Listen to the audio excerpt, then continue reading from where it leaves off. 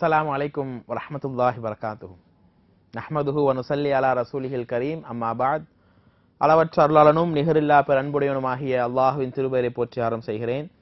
அல்லாஹ்வினுடைய அருளும் கிருபையும் நபிகள் நாயகம் ஸல்லல்லாஹு அலைஹி வஸல்லம் அவர்கள் மீதும் அவர்களின் குடும்பத்தார்கள் சஹாபாக்கள் ஏனைய நமது எல்லா மக்கள் மீதும் என்றென்றும் உண்டாகட்டுமாக. அன்பிற்கினிய சகோதர சகோதரிகளே, நம்முடைய நிகழ்ச்சி ஆரம்பித்து 2-3 நாட்களுக்குள்ளாகவே நிறைய மக்கள் அல்லாஹ்வுடைய கிருபையினால் இந்த நிகழ்ச்சியை கண்டுகளித்துக் கொண்டிருக்கிறோம். இந்த நிகழ்ச்சியை கேட்கிறோம், அல்லாஹ்வுடைய மார்க்கத்தை. இப்படிப்பட்ட இந்த அருமையான இந்த சஹர் நேரத்தை வீணடிக்காமல் அதிகமான தொழுகை, அதிகமான இபாதத்துகள், அதிகமான துவா, இப்படி நம்முடைய நேரங்களை கழித்து அல்லாஹ்விடத்தில் நிறைய மதிப்பெண்களை மார்க்க விஷயத்தில் பெற வேண்டும், நிறைய சிறப்புகளை அடைய வேண்டும் என்ற ஒரு பிரார்த்தனையோடு இன்றைய தகவலுக்குள் இன்ஷா அல்லாஹ் செல்லலாம். நபிமார்களுடைய வரலாறு என்கிற ஒரு முக்கியமான ஒரு தலைப்பை எடுத்துக்கொண்டு ஒவ்வொரு நபியினுடைய வாழ்வில் நடந்த சம்பவங்களை தொகுப்பாகவும் அந்த சம்பவங்களில் நாம் என்ன படிப்பினைகளை பெறுகிறோம் அதுதான் முக்கியம். வரலாறுகளை கதைகளை போல சம்பவங்களை போல கேட்டுவிட்டு செல்வதால் எந்த பிரயோஜனமும் இல்லை. நம்முடைய வாழ்க்கையில் அவர்களுடைய வாழ்க்கையில் என்ன படிப்பினை இருந்ததோ அதை நாமும் பின்பற்றி நம்முடைய ஈமானை மெருகேற்றிக் கொள்வதுதான் இந்த தலைப்பினுடைய அடிப்படையான ஒரு நோக்கம். ஆதம் அலைஹிஸ்ஸலாம் இந்த உலக வாழ்க்கையில் வாழ்ந்து கொண்டிருக்கும் போது வானத்திலிருந்து இறக்கப்பட்ட பின்னால் தன்னுடைய வாழ்க்கை எப்படியெல்லாம் அவர்கள் கடத்தி சென்றார்கள். அவர்களுக்கு ஓர் ஆண் பெண்ணுமாக பிறக்கும். எப்பொழுது குழந்தை பிறந்தாலும் ஒரு ஆண் பெண்ணாக பிறக்கும். அடுத்து பிறக்கக்கூடிய ஆண் பெண்ணோடு முன்னாடி பிறந்த பிள்ளைகளோட திருமணம் முடிக்கப்படும் என்ற விஷயம் நேரத்திற்கு நாம் பார்த்தோம். இதுக்கப்புறமா ஆதம் அலைஹிஸ்ஸலாமுடைய வரலாறு எல்லாம் அதிகமாக கேள்விப்பட்ட ஒரு வரலாறு என்னன்னா காபில் ஹாபில். இந்த காபில் ஹாபிலுக்கு மத்தியில நடந்த சண்டைகளை ஒரு முக்கியமான சம்பவமாக நாம் பார்க்கலாம். இந்த காபில் என்கிற அண்ணன் தன்னுடைய தம்பியான ஹாபிலை கொன்றான். குர்ஆன்ல நீங்க பார்க்கலாம், 5வது அத்தியாயத்தினுடைய 27வது வசனத்தில் அல்லாஹ் அதை தெளிவாகவே நம்ம குறிப்பிட்டு காட்டுகிறான். என்ன விஷயம்னா ஷார்ட்டா சொல்றேன் கேளுங்க. அதாவது இந்த காபிலுங்கிறவன் யாரு? தனக்கு தான் கூட பிறந்த ஒரு தங்கை இருக்கு இல்லைங்களா, தான் கூட பிறந்த அந்த பெண்ணை இவன் திருமணம் முடிக்க கூடாது. தனக்கு அடுத்து பிறக்கக்கூடிய ஒரு பெண்ணை தான் இவன் திருமணம் முடிக்க வேண்டும். அப்போ இந்த காபில் கூட பிறந்த அந்த பெண்ணை யார் முடிக்கணும்? அந்த காபிலுக்கு அடுத்து பிறந்த ஆணாக இருந்தவர் தான் ஹாபில், அவர் முடிக்கணும். அப்போ ஹாபில் முடிக்க வேண்டிய அந்த பெண்ணை தான் முடிப்பேன். ஏன்னா அந்த தான் பிடிக்கக்கூடிய அந்த பெண் பாத்தீங்கன்னா ரொம்ப அழகு இல்லாத பெண்ணாக இருக்குது. அதனால தான் கூட பிறந்த அந்த பெண் தான் ரொம்ப ரொம்ப அழகாக இருக்குது.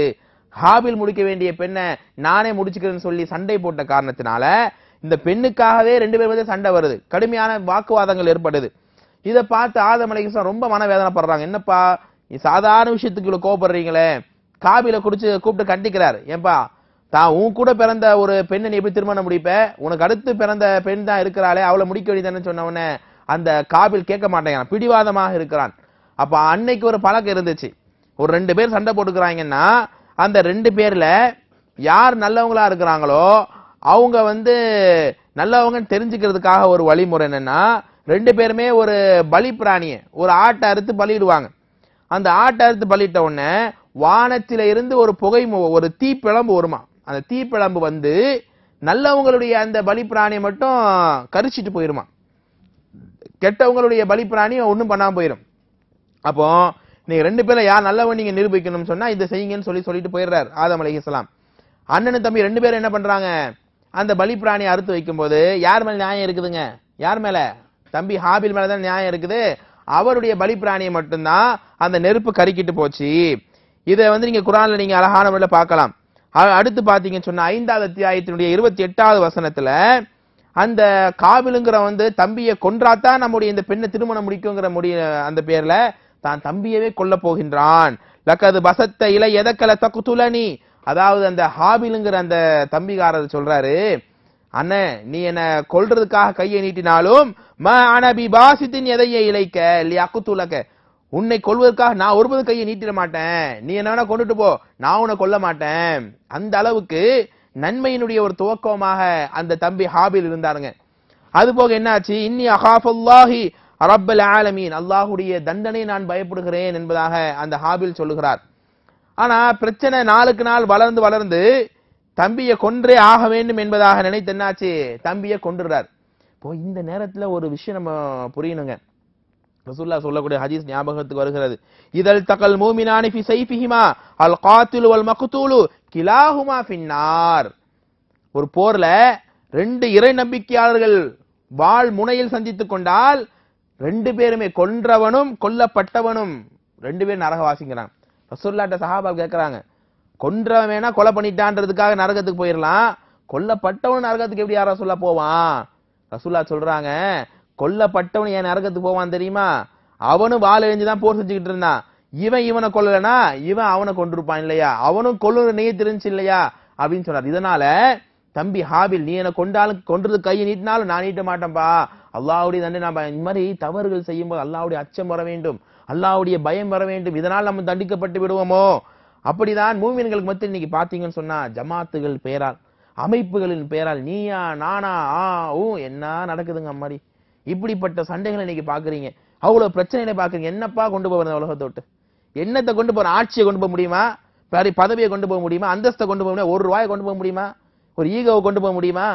ஒரு செட்டு ட்ரெஸ் எடுத்துட்டு போக முடியுமா? ஒன்னையும் கொண்டு போக முடியாது. என்னத்தை கொண்டு போக போறோம்? அல்லாஹ்வுடைய ரஹ்மத் நமக்கு இருக்கும், அல்லாஹ்வுடைய கருணை நமக்கு இருக்கும், விட்டு கொடுத்து வாழ்வோம். நான் வந்து கெட்டவனா இருந்தாலும் நல்லவனா இருந்தாலும் அது என்னுடைய வாழ்க்கையை பாதிக்கும். நான் ரெண்டு பேரும் சண்டை போடுறீங்களா, சண்டை போட்ட மாத்திரத்திலேயே அல்லாஹுக்காக நாம் ஒன்று சேர்ந்து விடுவோம் என்கிற நிலவாடு ஏன் வரமாட்டேங்குது?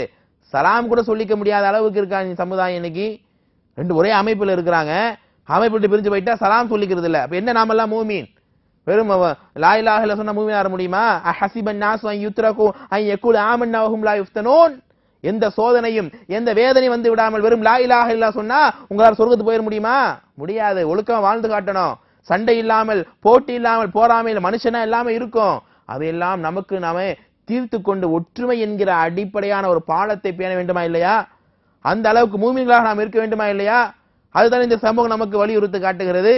ரெண்டு பேர்களும் சண்டை இடும்போது கொல்லப்பட்டவனை கொண்டவன் நரகம் என்று சொன்ன என்ன அர்த்தம்? நமக்கு மத்திய சண்டைகள் வரும்போது சமாதானப்படுத்திக் கொண்டு, அதாவது எனக்கு என் நண்பனுக்கு சண்டைங்க, நான் நல்லவன் தான், நான் குற்றவாளி இல்ல, அவன் தான் என்ன கேவலப்படுத்திட்டான், இருந்தாலும் என் மேல தவறே இல்லை, நான் போய் வாண்டடா அவன்கிட்ட பேசுறேன் பாருங்க, நான் அல்லாஹ்ட்ட சிறந்தவன், நான் அல்லாஹ்ட்ட பெரிய பெரிய கிஃப்ட பெற்றவனா ஆயிடுறேன். இப்ப அல்லாஹ் தஆலாவுடைய கிஃப்ட் நமக்கு முக்கியமா, நம்முடைய ஈகோ முக்கியமா, நம்முடைய கோவம் முக்கியமா? இந்த நிகழ்ச்சி எத்தனை பேர் பாக்குறீங்க? எத்தனை பேர் பேசாம இருக்கிறீங்க? எத்தனை பேர் மூஞ்சி சுளிச்சுக்கிட்டு இருக்கிறீங்க? எத்தனை பேர் சலாம் சொல்லிக்காம இருக்கிறீங்க? எத்தனை பேர்ட்ட உங்களுடைய வெறுப்பை காட்டுறீங்க? எத்தனை பேர்ட்ட அவரை பத்தி தவறு அவதூறா பேசுறீங்க? என்ன கொண்டு போக முடியும்? இதனால என்ன ஆக போகுதுன்னு கேட்கிறேன். வானத்திலிருந்து என்ன விதமான செழிப்பை நாம் அடைந்து விட போகிறோமா? இதனால அல்லாஹ் சந்தோஷப்பட போகிறானா? ஷைத்தான் தான் சந்தோஷப்படுவான், ஷைத்தான் தான் மகிழ்ச்சி அடைவான். நான் பிரிவினை ஏற்படுத்திட்டேன், ஒன்னா இருந்தா திக் ஃப்ரெண்ட்ஸா இருந்தாங்க, ஒரே குடும்பமா இருந்தா எல்லாத்தையும் கலைச்சு விட்டேன், ஷைத்தான் சந்தோஷம் அடைவான். ஷைத்தானுடைய சந்தோஷத்துக்கு இவன் உழைத்துக் கொண்டிருக்கிறான். அந்த அளவுக்கு முஃமின்களாக இறை நம்பிக்கையாளராக ஒற்றுமையாக நாம் இருக்க வேண்டும். அப்படிப்பட்ட ஆதம் அலைஹிஸ்ஸலாமுடைய இந்த காபில் ஹாபில் என்கிற மகன்கள், காபில் என்கிற அண்ணன் தம்பி ஹாபில ஒரு பெண்ணுக்காக அடித்து கொன்று விட்டான். எப்படி ஜனாசாவை அடக்கம் பண்றது? தன்னுடைய தம்பியினுடைய பணத்தை தூக்கிக்கிட்டு அங்குமிங்குமாக அலைகின்றான். அல்லாஹ் ரப்பல் ஆலமீன் அதை 5வது அத்தியாயத்தின் 27வது வசனத்தில் குறிப்பிட்டு காட்டுகின்றான். ஃபபஅஸல்லாஹு குராபன், ஒரு அதாவது ஒரு காக்கா, ஒரு காகை என்ன பண்ணுதுன்னு சொன்னா, ஒரு காகை அல்லாஹ் ஏற்படுத்தி, ஒரு காக்கா செத்து போன ஒரு காக்காவை என்ன பண்ணுது, குழி தோண்டி புதைத்து அடக்கம் பண்ணுது. இனி நமக்கு இன்னைக்கு இறந்து போன அடக்கம் பண்ணுவோம் இல்லையா, அந்த மாதிரி அடக்கம் பண்ணுது. அப்ப இதை பார்த்து விட்டு அவன் புலங்குகின்றான். அதாவது எனக்கு இந்த மாதிரி கை சேதமே, யா வயலத்தனா, எனக்கு வந்து அழிவே, நான் இப்படி எல்லாம் அவஸ்தைப்படுறனே. அதாவது முதல் பிரச்சனை எதனால வந்திருக்குங்க? எதனால இந்த கொலை ஏற்பட்டு இருக்குது? கொஞ்சம் சொல்லுங்க பாப்போம், எதனால ஏற்பட்டு இருக்கு? பெண்ணால தான். இன்னைக்கு வீடு அடிக்கப்படுறதும் வீட்டுல பிரச்சனை நடக்குதும் பெண்ணால தான். உலகத்துல வந்து பெரிய பிரச்சனை பெண்கள் தான். ரசூலுல்லாஹ் அழகா சொன்னாங்க. அதாவது எனக்கு பின்னாடி உங்களுக்கு பெரிய கஷ்டமா, பெரிய ஒரு பாரதூரமா விஷயமா எது நான் உங்களுக்கு விட்டுட்டு போலப்பா, உங்களுக்கு அதிகமான சோதனை நான் எதுனா விட்டு போயிருக்கிறேன், பெண்களை தான் விட்டு போயிருக்கிறேன். பெண்கள்னால தான் அதிகம் சோதனை. ஆக அந்த பெண்கள்னால தான் என்ன ஆயிருக்கீங்க, முதல் கொலையே ஆயிருக்குது. ஆனா இந்த சம்பவத்தில் நாம் இன்னொரு அழகான படிப்பினை பெற வேண்டும். நாம் நன்மைக்கு துவக்கமாக இருக்க வேண்டும், ஒருபோதும் தீமைக்கு துவக்கமாக இருக்கக்கூடாது. இந்த அண்ணங்காரன் காபில் முதலா கொலை அறிமுகப்படுத்தி வச்சிருக்கிறான். கியாமத் நாள் வரையிலும் யார் யாரெல்லாம் கொலை செய்யப்படுவார்கள், கொலை செய்வார்களோ, கொலை செய்வனா இருக்கானோ எல்லாருடைய தீமையும் இந்த காபிலுக்கு ஒரு பங்கு போகுது. நன்மை செய்யக்கூடிய இப்ப என் குடும்பத்துல தர்மம் செய்யக்கூடிய பழக்கமே இல்லைன்னு வைங்களேன். நான் தான் முதல்ல தர்மம் செஞ்சு தர்மத்தினுடைய சிறப்பை சொல்லி எல்லாரும் செய்ய வைக்கிறேன். எங்களுடைய பரம்பரை வம்சம் எல்லாம் கியாமத் வரைக்கும் போயிட்டே இருக்கும் இல்லையா? எல்லாரும் தர்மம் செய்யக்கூடிய நன்மை எனக்கு வந்து இன்ஷா அல்லாஹ் சேரும். அந்த மாதிரி நன்மைக்கு துவக்கமானாக இருக்க வேண்டும். நன்மையினுடைய ஆரம்பமாக நாம் இருக்க வேண்டும். தீமைகளை அறிமுகப்படுத்தி வீட்டுல தீமையே ஒண்ணு இல்ல, புதுசா நம்ம போய் சொல்லி கிட்லி எடுத்து அதுல நம்ம மக்களை ஈடுபாடுபடுத்தக்கூடிய பாவம் பெரிய கியாமத்து நாள் வரையிலும் நிரந்தரமான தண்டனையை பெற்று தரக்கூடிய ஒரு வாய்ப்பாக அமையும். அன்பிற்கினியவர்களே, கடைசி தன்னுடைய தம்பியை புதைத்து அடக்கம் செய்து விட்டான் அந்த காபில் என்பவன். இப்படிப்பட்ட நிறைய சம்பவங்கள் ஆதம் அலைஹிஸ்ஸலாமுடைய வரலாற்றில் நீங்கள் பார்க்கலாம். ஆதம் அலைஹிஸ்ஸலாம் அவர்களுக்கு ஒரு வாழ்க்கையில் இறுதிக்கட்ட சம்பவத்தை நாம் பார்த்து முடிக்க வேண்டும் இன்ஷா அல்லாஹ். ஆதம் அலைஹிஸ்ஸலாம் படைத்த உடனே அல்லாஹ் ரப்பல் ஆலமீன் அவங்களுடைய முதுக தடவுனானா. ஆதம் அலைஹிஸ்ஸலாமுடைய முதுக நல்லா கவனிங்க, முதுக தடவுனானா. உலகத்துல பிறக்கக்கூடிய எல்லா உயிரணுக்களுடைய அந்த உயிர் அணுக்கள், எல்லா மனிதர்களுடைய உயிர் அணுக்கள் வந்து கீழே விழுந்துச்சான். கீழே விழுந்த உடனே ஒரு பிரகாசமான ஒரு உயிரணு இருக்குதான். ஆதம் அலைஹிஸ்ஸலாம் பாக்குறாங்க. பார்த்து இது யாருப்பா, இது இவ்வளவு பிரகாசமான உயிரணுக்காக இருக்கிறது, இது யாரு, எந்த மனுஷன் எங்க பிறக்க போறாரு, யாருங்க அவரு, யாரா இருப்பா நினைக்கிறீங்க? கொஞ்சம் கெஸ் பண்ணுங்க பாப்போம். ரசூல்லான்னு கெஸ் பண்ணுவீங்க, அதல்ல, தாவூத் அலைஹிஸ்ஸலாம். தாவூத் அலைஹிஸ்ஸலாம் ஒருத்தர் பிறப்பாருப்பா, அவருடைய உயிரணு தான் அதுன்னு சொன்ன உடனே சரி அவருடைய வயசு என்ன, 40 வருஷம் உலகத்துல வாழ போறாரு, என்னப்பா இவ்வளவு நல்லா ஆளுங்கிறீங்க, வெறும் 40 இயர்ஸ் 40 வருஷம் வாழ போறாரா, அல்லாஹ் கொஞ்சம் வயசை கூட்டி கொடுக்க மாட்டானா? அல்லாஹ் கண்டிக்கிறான், என்னுடைய விதியில் எதையும் நீங்கள் யாரும் தீர்மானிக்க முடியாது என்பதாக. அப்ப ஆதம் அலைஹிஸ்ஸலாமுக்கு அல்லாஹ் எத்தனை வருஷத்தை கொடுத்தான்? 1000 வருஷத்தை அல்லாஹ் கொடுத்தான், 1000 வருடங்கள். இப்ப என் வயசுல இருந்து நான் கொஞ்சத்தை இந்த தாவூது கொடுத்துடலாமா அப்படின்ன உடனே 60 வயதை தாவூத் அலைஹிஸ்ஸலாமுக்கு அவர் கொடுத்ததாக ஒரு செய்தி நீங்க பார்க்கலாம். அப்ப இப்படி அவங்களுடைய ஆதம் அலைஹிஸ்ஸலாமுடைய லைஃப் போயிட்டு இருக்கும்போது இறுதி கட்டத்தை அவர் அடைகிறார். 940வது வருஷம், அதாவது 1000 வருஷம் வாழ வேண்டியது 60 கழிச்சாச்சுன்னா 940 தானே. அந்த வயசுல அவருக்கு வந்து மரணம் ஏற்படுகிறது. தன்னுடைய பிள்ளைகள்கிட்ட சொல்றார் ஆதம் அலைஹிஸ்ஸலாம், இன்னி அஷ்தஹி சமரத்தல் ஜன்னா, சொர்க்கத்தின் பழங்கள் நான் விரும்புகிறேன். அதாவது சொர்க்கத்துக்கு நான் திருப்பி சொர்க்கத்துக்கு போக போறேன், எனக்கு மவுத் நெருங்கிடுச்சுன்னு சொல்றாரு. அது புரியாத அவங்க மக்கள் என்ன பண்றாங்க, ஏதோ ஒரு பழத்தை நம்ம பாப்பா கேட்கிறாருன்னு சொல்லி பழத்தை தேட போயிட்டாங்க. இந்த மாதிரியான ஒரு சம்பவத்துக்கு அப்புறமா ஜிப்ரீல் அலைஹிஸ்ஸலாம் வந்து என்ன பண்றாங்க, ஆதம் அலைஹிஸ்ஸலாமுடைய அந்த உயிரை கைப்பற்றுகிறார்கள். ஜிப்ரீல் அலைஹிஸ்ஸலாம் அவர்களே கழுவி கஃனிட்டு ஜனாசா தொழுகையும் தொழ வைத்து அந்த முதலாக எப்படி அடக்கம் செய்யப்பட வேண்டும் என்கிற வழிமுறை எல்லாம் கற்றுக் கொடுத்து விட்டு என்ன பண்றாங்க, ஆதம் அலைஹிஸ்ஸலாம் 940வது வயதிலே அவர்கள் மரணிக்கின்றார்கள் என்கிற ஒரு செய்தியை நீங்க பார்க்கலாம். அது மட்டும் இல்லாமல் ஹவ்வா அலைஹிஸ்ஸலாமுடைய வரலாறும், ஆதம் அலைஹிஸ்ஸலாம் இறந்த சில நாட்கள் அல்லது சில வாரங்களிலேயே அவர்களும் இறந்து விட்டதாக சில செய்திகள் நம்ம பார்க்கிறோம். இப்படிப்பட்ட ஆதம் அலைஹிஸ்ஸலாம் இறந்த பின்னால் அவர்களுக்கு பிறந்த ஒரு குழந்தை தான் ஷீஸ் அலைஹிஸ்ஸலாம். இவரையும் அல்லாஹ் நபியாக ஆக்கினான். தன்னுடைய மகனான ஷீஸிடம் எல்லா விதமான தாவாவினுடைய பொறுப்பையும் மார்க்க பொறுப்பையும் ஒப்படைத்து விட்டு ஆதம் அலைஹிஸ்ஸலாம் மரணித்தார்கள். அடுத்தபடியாக ஷீஸ் அலைஹிஸ்ஸலாம் நபியாக இருந்தார்கள். ஷீஸ் அலைஹிஸ்ஸலாமை குறித்து நமக்கு தகவல் இல்லை என்பத காரணத்தினால் அவருக்கு அடுத்து வந்த நபி யாருன்னு பாத்தீங்கன்னு சொன்னா இத்ரீஸ் அலைஹிஸ்ஸலாம். இத்ரீஸ் அலைஹிஸ்ஸலாம் அடுத்த நபியாக வருகிறார்கள். அவர்களுடைய வாழ்க்கையினுடைய சில தொகுப்புகளை தான் இன்ஷா அல்லாஹ் நீங்க இப்போ கேட்க இருக்கிறீங்க. 19வது அத்தியாயத்தினுடைய 56வது வசனம், அல்லாஹ் ரப்பல் ஆலமீன் இத்ரீஸ் அலைஹிஸ்ஸலாமை குறித்து சொல்லும்போது அவர் ஒரு நல்லடியார், அவர் ஒரு சாதிக், அவர் ஒரு உண்மையாளர் என்பதாக அல்லாஹ் சிறப்பான ஒரு செய்தி சொல்லி காட்டுகின்றான். அது மட்டுமல்லாமல் அதாவது இத்ரீஸ் அலைஹிஸ்ஸலாமினுடைய வரலாற்றிலே நிறைய படிப்பினைகள் நமக்கு அல்லாஹ் ரொம்ப ரொம்ப குறுகிய வரலாறு, 1-2 சம்பவம் தான் நீங்க பாக்குறீங்க. அப்படிப்பட்ட சம்பவத்திலேயே நிறைய படிப்பினைகள் நாம் பெறலாம். அல்லாஹ்விடத்தில் அவர் அதிகமாக கேட்கக்கூடிய விஷயம் என்னன்னா, யா அல்லாஹ் உன்னை நாங்கள் அதிகம் வணங்கணும், உன்னிடத்தில் அதிகமாக துவா செய்ய வேண்டும், அதிகமாக நாங்கள் பிரார்த்திக்க வேண்டும், அதிகமாக நான் என்னை உங்களிடத்தில் ஒப்படைக்கணும் யா அல்லாஹ். இப்படியே அவர் அதிகமாக கேட்டுக்கொண்டிருந்தார். அல்லாஹ்விடத்தில் அதிகமான திக்ர்களையும் துவாக்களையும் செய்து நல்ல நல்ல அமல்களை செய்த அடியாராக அவர்கள் இருந்தார்கள் என்பதை நீங்க இந்த இடத்துல பார்க்கலாம். அவருடைய வாழ்க்கை வரலாறுல நீங்க பார்க்கும்போது தக்குவாவுக்கு முன்மாதிரியாக படைத்த ரஹ்மானுடைய நிஅமத்துகளுக்கும் நன்றி செலுத்தக்கூடிய மக்களாக அவர் இருந்தாங்க. அல்லாஹ்வினுடைய அருளை பெறுவதற்காக எவ்வளவு விதமான தியாகத்தை வேண்டுமானாலும் மேற்கொள்ளக்கூடிய பண்பு இத்ரீஸ் அலைஹிஸ்ஸலாமிடத்தில் இருந்தது. அதிகமான முறையில் தாவா செய்தார். மக்கள் மத்தியிலே இஸ்லாத்தினுடைய அந்த நடைமுறைகளை போதித்த மனிதராகவும் இவர் இருந்தார். அதுபோக இவருடைய வாழ்க்கை இங்க இந்த டைம்ல பாத்தீங்கன்னு சொன்னா ஷிர்கெல்லாம் ஒன்றும் வளரல, ஷிர்கு பித்அத் இது எதுவும் வரல, இணை வைப்பெல்லாம் ஒன்றும் வரல. இப்படியே அவருடைய வாழ்க்கை எல்லாம் போய் காண நான் உம்மத்தம் வாஹிதா, எல்லாரும் ஒரே சமுதாயமாகத்தான் இருந்தாங்க. அல்லாஹ்வை தான் வணங்கிட்டு இருந்தாங்க, இஸ்லாமை தான் பேணிக்கிட்டு இருந்தாங்க. இப்படியே இத்ரீஸ் அலைஹிஸ்ஸலாமினுடைய வாழ்க்கை வரலாறு சென்று கொண்டிருக்கிறது. கடைசியில் அவர்கள் வானத்திலே வைத்து அவருடைய உயிர் பறிக்கப்பட்டதாக ஒரு செய்தியை நீங்க பாக்குறீங்க. இப்படிப்பட்ட இத்ரீஸ் அலைஹிஸ்ஸலாமுக்கு பின்னால் நூஹ் அலைஹிஸ்ஸலாம், நூஹ் அலைஹிஸ்ஸலாமில் இருந்து தான் ரியல் உண்மையான தாவாவினுடைய ஸ்டோரி ஆரம்பிக்குதுங்க. நூஹ் அலைஹிஸ்ஸலாம் நம்ம எல்லோருக்கும் கேள்விப்பட்ட அதிகமான பரிச்சயமான ஒரு வசனம். குர்ஆனிலே சூரத்து நூஹ், இந்த நபியினுடைய பெயரிலேயே ஒரு அத்தியாயம் அல்லாஹ் ஏற்படுத்தியிருக்கிறான், நமக்கு கொடுத்திருக்கிறான். அந்த அத்தியாயத்தை நீங்கள் எல்லோரும் இன்ஷா அல்லாஹ் இந்த நிகழ்ச்சிக்கு பின்னால் படிக்க வேண்டும். ஏன்னா இந்த மாதிரியான மார்க்க செய்திகளை கேட்டுவிட்டு போவதனால் நம்முடைய ஈமான் அதிகமாக வலுவடைவதில்லை. சொன்ன விஷயத்தை நம்ம எடுத்து பார்த்து படிக்கும்போது நல்ல நல்ல மனசுல பதிவு செய்யக்கூடிய ஒரு வாய்ப்பை நம்ம பார்க்கிறோம். இந்த நூஹ் அலைஹிஸ்ஸலாம் முதலாக உலகத்தில இணை வைப்புக்கு எதிராக போராடிய ஒரு நபியாக இவங்க இருந்தாங்க. ஷிர்க் என்பது இன்னைக்கு பார்க்கிறோம். இணை வைப்பு என்பது நம்மளை படைத்தவன் அல்லாஹ், நம்மை படைத்து ஆட்சி சொல்லக்கூடிய அந்த ஒரே இறைவன். அப்படிப்பட்ட இறைவனை விளங்காமல் எல்லா அனாச்சாரங்களையும் எல்லா ஷிர்க்குகளையும் பித்ஆத்துகளையும் செய்யக்கூடிய மக்கள், நூதனமான காரியங்கள். நான் ஏற்கனவே சொல்லியிருக்கிறோம், இறைவனும் இறை தூதரும் ஏதாவது சொன்னாங்கன்னா அதைத்தான் நாம ஃபாலோ பண்ணணும், அதைத்தான் மார்க்கமாக நாம் அங்கீகரிக்க வேண்டும்.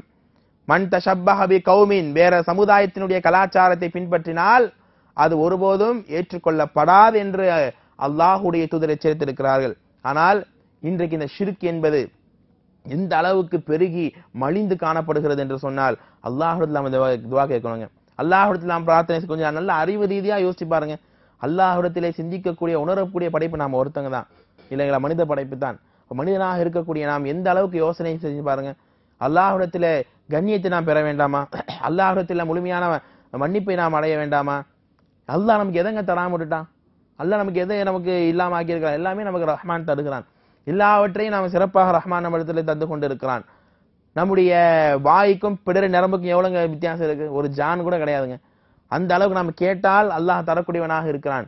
உதுஊனி அஸ்தஜிபு லக்கும், என் அடியான் என்னை அழைத்து விட்டால் நான் பதில் தந்தே தீருவேன். அல்லாஹ்க்கு என்ன தேவை இருக்கு நான் கேட்கிறேன். 7வது வானத்தில் இருக்கக்கூடிய அல்லாஹ் முதல் வானத்துக்கு வருகிறான். இரவினுடைய கடைசி பகுதியில் கையை நீட்டி வைத்துக் கொண்டிருக்கிறான். என் அடியார்களே, என் மக்களே, என்னுடைய ரஹ்மத்தை நோக்கி வாருங்கள், என்னுடைய அருளை நோக்கி வாருங்கள், நான் உங்களை மன்னிக்க தயாராக இருக்கிறேன். என் அடியான் என்னிடத்தில் மன்னிப்பு கேட்க அவன் தயாராக இல்லை, என் அடியான் தயாராக இல்லை என்று அல்லாஹ் சொல்றான். ஆமாங்க, உண்மைதானே? டிவி பார்க்க நேரம் இருக்கு, சினிமா பார்க்க நேரம் இருக்கு, தூங்க நேரம் இருக்கு, விளையாட நேரம் இருக்கு, வெளியே சுத்த நேரம் இருக்கு, அடுத்தால பேச நேரம் இருக்கு, எல்லாத்துக்கும் நேரம் இருக்கு. அல்லாஹ்ட்ட அழுது மன்றாட, அல்லாஹ்விடத்தில் செய்த பாவத்தை நினைத்து கதறுவதற்கு நமக்கு நேரம் இல்லை என்று சொன்னால் நம்மிடத்தில் என்ன ஈமான் இருக்க போகிறது? ஆனா அல்லாஹ் ரப்பல் ஆலமீன் கேட்கிறான், நீ செஞ்ச தவறு இருக்கா, நான் என்ன கேள், நான் மன்னிக்கிறேன் அல்லாஹ் சொல்றான். அப்படிப்பட்ட ரமலானுடைய மாதத்தில் நாம் இருந்து கொண்டு இருக்கிறோம். இந்த ரமலான்ல கூட சில மக்களை கேள்விப்படுறோம், தொழாம நோன்பு வைக்காம டிவி இன்ன பிற எல்லா விஷயங்களையும் செய்யக்கூடிய ஒரு மாபாதக பாவத்தை செய்து கொண்டிருக்கிறார்கள். என்ன சமுதாயம் இது? எந்த சமுதாயத்தை நோக்கி இந்த மக்கள் போய் கொண்டிருக்கிறார்? என்ன விளைவை நோக்கி போய் கொண்டிருக்கிறார்கள்? அப்படிப்பட்ட அல்லாஹ் சொல்றான், இன்னல்லாஹ லா யக்ஃபிரு அன் யுஷ்ரக பிஹி, தனக்கு இணை வைக்கப்படுவதை ஒருவன் அல்லாஹ் மன்னிக்க மாட்டான். அல்லாஹ் மன்னிக்கல, யாருங்க மன்னிப்பா? வாப்பா கோவமா இருக்கிறாரா, உம்மாட்ட சொல்லி பேச வைக்கலாம். தம்பி கோவமா இருக்கிறாரா, அண்ணன்ட்ட சொல்லி பேச வைக்கலாம். அல்லாஹ் கோவமாக இருந்தால், அல்லாஹ் சபித்து விட்டால், அல்லாஹ் தண்டனையை இறக்கினால், வலாகின்ன அதாபல்லாஹி ஷதீத், அல்லாஹ்வுடைய தண்டனை, அல்லாஹ்வுடைய வேதனை மக்களே மிக மிக கடுமையானதாக இருக்கும். எப்பொழுது? படைத்தவனை விட்டு படைப்புகளை நோக்கி நீங்கள் செல்லும் போது, படைத்தவனை வணங்காமல் படைப்புகளை அழைத்து பிரார்த்திக்கும் போது, படைத்தவனை புகழாமல் படைப்புகளை நீங்கள் புகழும் போது, படைத்தவனை நீங்கள் கேட்காமல் படைப்புகளை நீங்கள் கேட்கும் போது அல்லாஹ் ரப்பல் ஆலமீன் கோபப்படுகிறான். அந்த பாவத்தை அல்லாஹ் மன்னிக்க மாட்டாங்க, ஒருபோதும் அல்லாஹ் மன்னிக்க மாட்டான். எவ்வளவு பெரிய குடி போதை, விபச்சாரம், வட்டி, வரதட்சணை பெரிய பாவம் தான், செய்யக்கூடாதுதான். அல்லாஹ் ஒருவேளை நாடிதான் மன்னிச்சிருவான் அதை கூட. ஆனால் இந்த இறைவனை விட்டுவிட்டு இறைவனால் படைக்கப்பட்ட பொருள்களிடம் போய் கேட்டால் அல்லாஹ் மன்னிக்க மாட்டான். இப்படிப்பட்ட இந்த ஷிர்க், இணை வைப்பு என்பது உருவாகியது இந்த நூஹ் அலைஹிஸ்ஸலாம். லிங்க் சேர்ப்போம். இப்படிப்பட்ட ஷிர்கினுடைய அந்த ஆரம்பமே நூஹ் அலைஹிஸ்ஸலாமுடைய காலத்துல தான். கொஞ்சம் உங்களுடைய எண்ணங்களை இன்னும் மெருகேற்றிக் கொள்ளுங்கள். இந்த சம்பவம் இன்னும் கொஞ்சம் ஆழமாக கேளுங்கள், பார்ப்போம். கொஞ்சம் உங்களை ஸ்டடி பண்ணிக்கங்க, மாஷா அல்லாஹ். இப்படிப்பட்ட இந்த நூஹ் அலைஹிஸ்ஸலாமுடைய வாழ்க்கையில ஷைத்தான் அது வரைக்கும் ஒண்ணும் பண்ணாம இருக்கான். ஷைத்தானை பத்தி பார்த்தோம் இல்லையா? என்ன வேலை? இறைவனை வணங்க போகும்போதெல்லாம் அதை தடுத்து நரகத்துக்கு அனுப்புறதான் அவன் வேலை. அப்ப ஆதம் அலைஹிஸ்ஸலாம்ல இருந்து அடுத்து ஷீஸ் அலைஹிஸ்ஸலாம், இத்ரிஸ் அலைஹிஸ்ஸலாமுக்கு அப்புறமாக நூஹ் அலைஹிஸ்ஸலாமுடைய காலத்துல ரொம்ப அவன் துள்ள ஆரம்பித்தான். அந்த நேரத்துல பாத்தீங்கன்னு சொன்னா நல்ல நல்ல மக்கள்லாம் வாழ்ந்துட்டு இருக்காங்க. வத்து, யஊஸ், நஸ்ரு, இந்த மாதிரியான நல்ல நல்ல அடியார்கள். இப்ப இன்னைக்கும் பாக்குறோம் இல்லையா, சமுதாயத்துல பெரிய அரசியல்வாதிகள், நடிகர்கள், சமுதாய தொண்டாற்றியவர்கள், இவர்கள்லாம் இறந்து போயிட்டாங்கன்னா ஒரு சிலை வைத்து என்ன பண்ணுவாங்க, அவங்க பிறந்த நாளைக்கு பூஜை பண்றது, அவங்களுடைய நினைவு நாள் சின்னமாக கொண்டாடுவது, இப்படிலாம் பாக்குறோம். இந்த பழக்கம்லாம் கூட எங்க இருந்து வந்துச்சு? அந்த நூஹ் அலைஹிஸ்ஸலாமுடைய காலத்துல தாங்க வந்துச்சு. நூஹ் அலைஹிஸ்ஸலாமுடைய காலத்துல ஷைத்தான் பிளான் போடுறான் பாருங்க, எவ்வளவு ஷார்ப்பா பிளான் போடுறான். நல்ல நல்ல மக்கள் வாழ்ந்து இறந்து போயிருப்பாங்க. எல்லாரும் வருத்தப்படுவாங்க, ஆஹா நம்ம கூடயே இருந்த ஒரு ஆள் மௌத்தாயிட்டாரு, இறந்து போயிட்டாரு, நமக்கு இவ்வளவு உதவி செய்து விட்டு நம்ம டெய்லி அவரை பார்க்க முடியலன்னு வருத்தப்படும்போது ஷைத்தான் வந்து ஒரு எண்ணத்தை போடுறான். என்ன போடுறான்? ஏன்பா நீ ஏன் அவருடைய பிரிவு நினைச்சு வருத்தப்படுற? அவரை உருவமா வரைஞ்சு நீ வைக்கலாம் இல்லையா? வரைஞ்சு வச்சுட்டா டெய்லி நீ அவரை பார்த்துக்கலாம்ல, அவர் போயிட்டார் நினைப்பு உனக்கு வராது இல்ல? ஓகே, இது நல்ல குட் ஐடியாவா இருக்கே, அப்படியே பண்ணலாமேன்னு பண்ணாங்க. அடுத்த மக்கள் என்ன பண்ணாங்க, இறந்து போன மக்களை சிலையா வடிச்சு அவங்க வந்து எல்லாரும் வரக்கூடிய இடத்துல வச்சுட்டாங்க. அப்ப போகும்போது வரும்போதெல்லாம் அந்த சிலையை பார்க்கும் போதெல்லாம் இறந்து போயிட்டாங்கன்ற ஃபீலிங் வராது இல்லையா? அடுத்து வந்த மக்கள் என்ன பண்ணா, சிலைக்கு மாலை போட ஆரம்பிச்சான். அடுத்து வந்த மக்கள் பொட்டு வச்சு பூஜை பண்ணி புனஸ்காரம் பண்ணி, இப்படிதான் இணை வைப்பு என்பது துவங்கிய வரலாறு நீங்க பார்க்கலாம். இந்த மாதிரியான ஒரு சூழ்நிலை படைத்தவனை விட்டு படைப்புகளை வணங்கக்கூடிய, சாதாரண விஷயங்களை வணங்கக்கூடிய மக்களாக நூஹ் அலைஹிஸ்ஸலாம் கடுமையான மூர்க்கத்தனமான நிலையில் இருக்கும்போதுதான் நம்முடைய நபி நூஹ் அலைஹிஸ்ஸலாம் வருகிறார். வந்து எவ்வளவோ சொல்றாருங்க, எவ்வளவோ விதமான பாடுபடுறாரு, திண்டாடுறாரு. மக்கள் எப்படியாவது நேர்வழிப்படுத்திட முடியாதா? நேர்வழி என்பது அல்லாஹ் தரக்கூடியது. இன்னக லா தஹ்தி மன் அஹ்பப்த வலாக்கின் அல்லாஹ் யஹ்தி மன் யஷா. அல்லாஹ் சொல்றான், நபியே தன்னுடைய பெரிய பாப்பா அபு தாலிப் மரண படுக்கையில இருக்கும்போது, பெரிய பாப்பா லா இலாஹ இல்லல்லாஹ் ஒரு வார்த்தை சொல்ல மாட்டீங்களா? அல்லாஹ்விடத்தில் நான் வாக்குவாதம் செய்வனே, அல்லாஹ்விடத்தில் நான் இந்த ஒரு வார்த்தைக்காக போராடுவானே, ஒரு வார்த்தை சொல்லுங்கம்மா என்று கதறாரு அல்லாஹ்வுடைய ரசூல் ஸல்லல்லாஹு அலைஹி வஸல்லம் அவர்கள். ஆனால் அல்லாஹ் சொன்னான், நபியே நேர்வழி தருவது என்ன கையிலமா இருக்கு, நான் தருவேன். தான் நாடியவருக்கு அல்லாஹ் நேர்வழி தருகிறான். நமக்கு அல்லாஹ் அப்படி நேர்வழியை கொடுத்திருக்கிறான், ஹிதாயத்தை கொடுத்திருக்கிறான். இந்த ஹிதாயத் கிடைக்க வேண்டும் என்பதற்காக நாம் போராட வேண்டும். நாம் பெற்ற இந்த ஈமான், நாம் பெற்ற இந்த தக்குவா, நாம் பெற்ற இந்த இஸ்லாம் எல்லாருக்கும் வர வேண்டும். அவர்களும் சீர்திருத்தம் அடைய வேண்டும், அவர்களும் ஒழுக்கம் அடைய வேண்டும், அவர்களும் மார்க்கப்பற்று பெற வேண்டும், அவர்களும் வணக்கத்துக்கு தகுதியான, வணங்குவதற்கு ஏற்றமான ஒரே இறைவனை வணங்க வேண்டும் என்கிற ஒரு தெளிவான சிந்தனை நம்முடைய உள்ளத்தில் இந்த சபையில் நீங்கள் கண்டிப்பாக பதிவு செய்து கொள்ள வேண்டும். என்னால் ஒரு நபராது இஸ்லாத்தில் வர வேண்டும், என்னால் ஒரு நபராது திருந்த வேண்டும், என்னால் ஒரு நபராது குர்ஆனை படிக்க வேண்டும், என்னால் ஒரு நபராது நல்ல செழிப்பான நிலையை அடைய வேண்டும் என்கிற ஒரு உன்னத நோக்கத்தை நீங்கள் கண்டிப்பாக இந்த நேரத்திலே உங்களுடைய வாழ்க்கை லட்சியமாக நீங்கள் கொஞ்சம் ஃபிக்ஸ் பண்ணத்தான் ஆகணும், கொஞ்சம் பதிவு செய்து கொண்டு தான் ஆக வேண்டும் மக்களே. அந்த அளவுக்கு ஹிதாயத் என்பது பெரிய ஒரு விஷயம். அந்த ஹிதாயத்துக்காக நூஹ் அலைஹிஸ்ஸலாம் போராடுகிறார், திண்டாடுகிறார். அந்த நூஹினுடைய அத்தியாயத்தை படிச்சு பாருங்க. கால ரப்பி இறைவா இன்னி தஅவுது கௌமி லைலன் வ நஹாரா, என்னுடைய இந்த சமுதாயத்தை இரவு பகலாக நான் அழைத்தேன் யா அல்லாஹ். காலை பார்க்காமல், இரவு பார்க்காமல், பகல் என்று பார்க்காமல் அவர்கள் திருந்தினால் போதும், அவர்கள் கல்லையும் மண்ணையும் வணங்காமல் உன்னை மட்டுமே வணங்கினால் போதும் என்பதாக நான் திண்டாடுகிறேன் ரஹ்மானே, அழுகிறேன் யா அல்லாஹ். அவர்கள் கேட்பதில்லையே. வ இன்னி குல்லமா தஅவுதுஹும் லிதக்ஃபிர லஹும் ஜஅலு அஸாபியஹும் ஃபீ ஆதானிஹிம். யா அல்லாஹ், இந்த மக்கள் எப்படிப்பட்ட மக்கள் யா அல்லாஹ்? நன்மையை சொல்லும் போதும், ஏகத்துவத்தை சொல்லும் போதும், இஸ்லாத்தை சொல்லும் போதெல்லாம் காதிலே விரல்களை வைத்து அப்படியே பொத்திக் கொள்ளுகிறார்கள் யா அல்லாஹ், விரண்டு ஓடுகிறார்கள் யா அல்லாஹ். இந்த நூஹுக்கு வேற வேலை இல்லையா? இந்த நூஹை ஏதாவது அடித்து அப்புறப்படுத்துங்கள், இந்த நூஹை காலிப்படுத்துங்கள், இந்த நூஹ் நமக்கு தேவையில்லை, எப்பொழுது பார்த்தா நல்லவராத்தானே இருந்தாரு, நம்மோடு சேர்ந்தானே இருந்துட்டு இருந்தார், இவருக்கு என்ன ஆனது என்பதாக மக்கள் எல்லாம் ஏச ஆரம்பித்து விட்டார்கள், துன்புறுத்த ஆரம்பித்து விட்டார்கள். ஆனால் இவருடைய தாவா நிற்பதை போல இல்ல. மக்களுக்கு தாவா செய்கிறார், மக்களுக்கு அல்லாஹ்வுடைய ஹக்கை சொல்லுகிறார். யாருக்கும் பயப்பட தேவையில்லை. வீட்டுல திட்டுவாங்க, வெளில திட்டுவாங்க, சமுதாயம் திட்டம், ஊரு திட்டம், உலகம் திட்டம், எது எனக்கு அல்லாஹ்வுடைய அன்பு முக்கியம், அல்லாஹ்வுடைய திருப்தி முக்கியம். இந்த ஈமானையும் இந்த இஸ்லாத்தையும் ஏகத்துவத்தையும் நான் எடுத்து சொல்வேன். அந்த பணி 5 அல்லது 7 வருடங்கள் படித்த ஆலிம்களுக்கு மட்டும்தான், அல்லது ஒரு ஜமாத்துக்கு மட்டும்தான் இல்லை, தனி மனிதனான ஒவ்வொருக்கும் பல்லிகு அன்னி வலவ் ஆயா.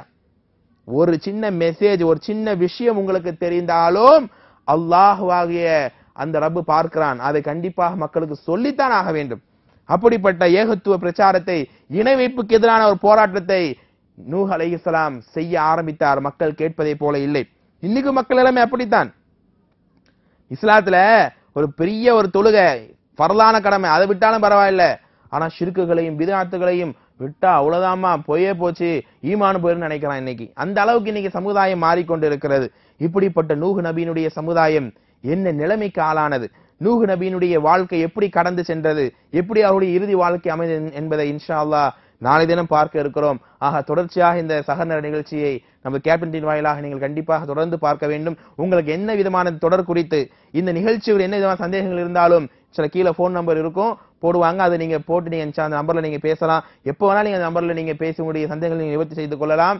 அல்லாஹ் ரப்பல் ஆலமீன் எல்லா விதமான வாய்ப்புகளையும் வழங்க நம்ம எல்லோருக்கும் வழங்கி அவனால் நேசிக்கப்படக்கூடிய மக்களாக, குர்ஆனை ஹதீஸை உயிர் மூச்சாக பெற்று அதை மட்டுமே ஃபாலோ பண்ணக்கூடிய பின்பற்றக்கூடிய மக்களாக நாம் இருந்து வாழும்போது மரணிக்கும் போதும் அவனை மட்டுமே வணங்கி மரணிக்கக்கூடிய பாக்கியசாலிகளாக சொர்க்கத்தில் ஃபிர்தௌஸிலே உலா வரக்கூடிய மக்களாக ஆக்கி அருள் புரிவானாக.